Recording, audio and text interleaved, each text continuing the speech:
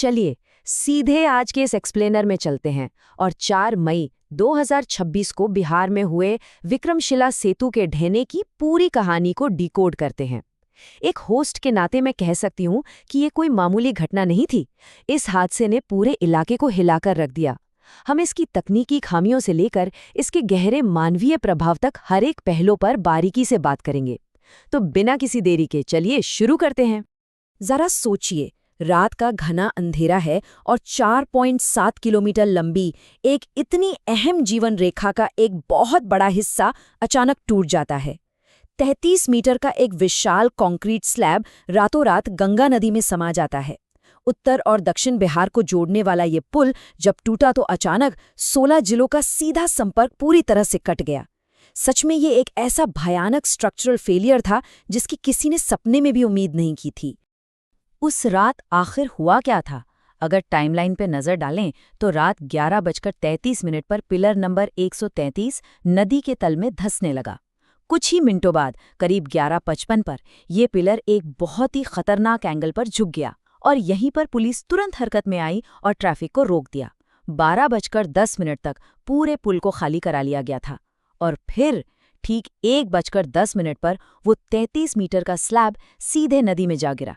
DM Naval Kishore Chaudhary और बाकी जिला अधिकारियों की ये अविश्वसनीय रूप से तेज कार्रवाई ही थी जिसने एक बहुत बड़ी मानवीय त्रासदी को टाल दिया। अगर कुछ मिनटों की भी देरी होती तो सोचकर ही रोंगटे खड़े हो जाते हैं। लेकिन इतनी बड़ी राहत के बीच एक बहुत ही चुभने वाला सवाल उठता है।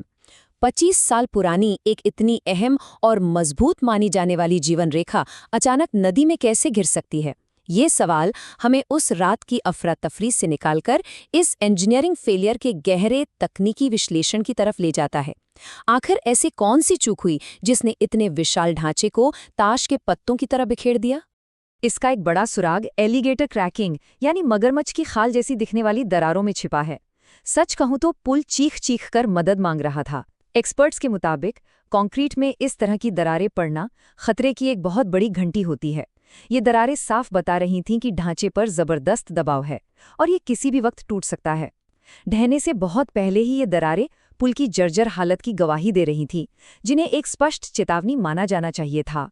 अगर विशिष्ट तकनीकी कारणों की बात करें तो सिर्फ दरारें ही नहीं थीं, पिलर्स के बॉल बेरिंग पूरी तरह से फेल हो चुके थे और उन पर बिल्कुल ध्यान नहीं दिया गया।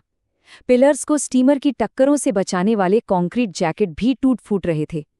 लेकिन शायद सबसे बड़ा विलन था पिछले 20 सालों से पुल पर बिना किसी रोक-टोक के चल रहा कमर्शियल ओवरलोडिंग।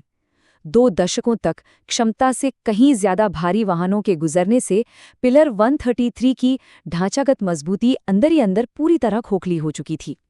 और यहीं पर रखरखाव के दावों और असलियत का बहुत बड़ा अंतर सामने आता है। जरा इस बात पर गौर कीजिए। ढहने से ठीक कुछ हफ्ते पहले यानी मार्च 2026 में पुल पर सिर्फ कॉस्मेटिक या सतही मरम्मत की गई थी। बाहर से रंग रोगन तो चकाचक कर दिया गया, लेकिन अंदर का मुख्य ढांचा जहां पिलर और बेरिंग फेल हो रहे थे उसे पूरी तरह नजरअंदाज कर दिया गया। बाहर से सब ठीक दिख रहा था पर अंदर से बुनियाद दम तोड़ रही थी। ये सब एक दिन में नहीं हुआ, ये लंबे समय से चली आ रही प्रणालीगत लापरवाही का नतीजा है। अप्रैल 2026 में पिलर 133 की सुरक्षा दीवार गिर गई थी। कोई इमरजेंसी रिपेयर नहीं हुआ। मार्च 2025 में कंक्रीट जैकेट टूटा, उसे भी अनदेखा कर दिया गया। और तो और पास के अगवानी सुल्तानगंज पुल के 2022, 2023 और 2024 में ढहने की घटनाओं को सिर्फ अलग-थलग मामले मानकर छोड़ दिया गया। 2018 से लेकर 2026 तक कोई बड़ा मेंटेनेंस हुआ ही नहीं।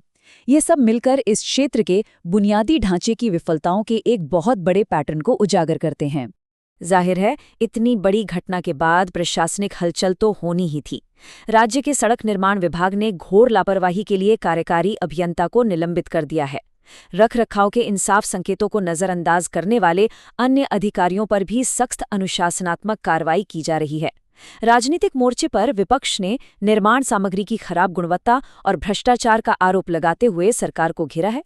इन सब के बीच असलियत का पता लगाने के लिए आईआईटी पटना के विशेषज्ञों को 3 सप्ताह के भीतर पूरे पुल का एक व्यापक सुरक्षा ऑडिट करने का जिम्मा सौंपा गया है।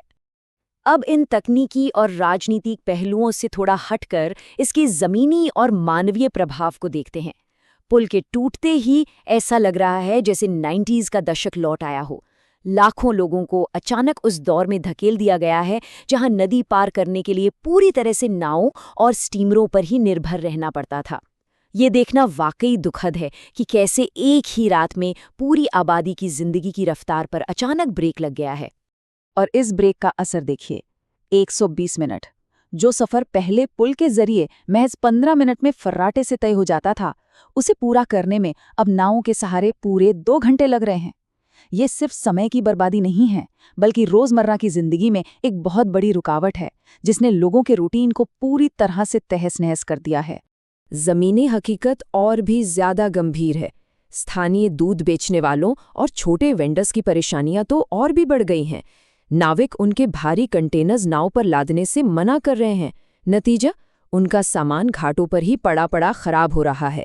ये सिर्फ आवाजाही की दिक्कत नहीं है, ये एक गहरा आर्थिक संकट बन गया है।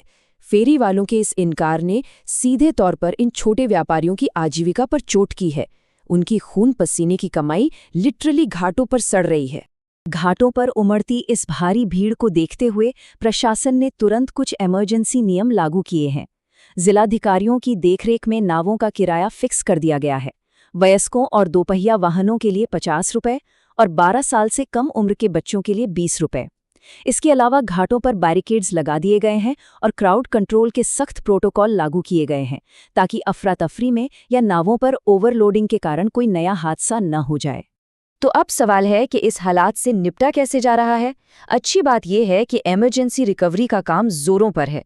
बिहार सरकार ने कनेक्टिविटी बहाल करने के लिए सीधे भारतीय सेना और BRO यानी बॉर्डर रोड्स ऑर्गेनाइजेशन के साथ मोर्चा संभाल लिया है।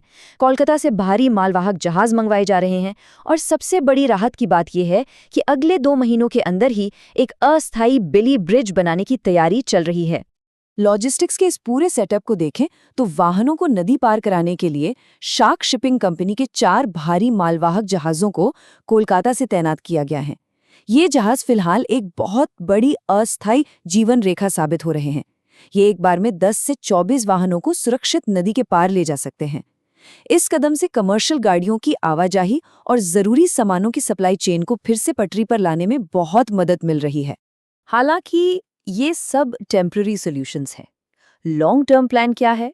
सरकार अब विक्रमशिला सेतु के ठीक बगल में एक नए 4 लेन पुल के निर्माण को तेजी से आगे बढ़ा रही है। दिलचस्प बात यह है कि 1110 करोड़ रुपए के भारी भरकम बजट वाले इस नए पुल की नींव सितंबर 2020 में ही रखी जा चुकी थी। अब पूरे सीमांचल क्षेत्र के भविष्य की कनेक्टिविटी और आर्थिक स्थिरता की पूरी उम्मीद इसी प्रोजेक्ट पर टिकी है। इस पूरी विश्लेषण के अंत में एक बहुत ही गहरा सवाल जहन में आता है। अगर इतने स्पष्ट लाल झंडों और चेतावनियों के बावजूद एक इतनी अहम जीवन रेखा ताश के पत्तों की तरह ढह सकती है, तो प्रशासन अब सिर्फ एक नया पुल कैसे बनाएगा? क्या वो जनता के उस टूटे हुए भरोसे का भी पुनर्निर्माण कर पाएगा?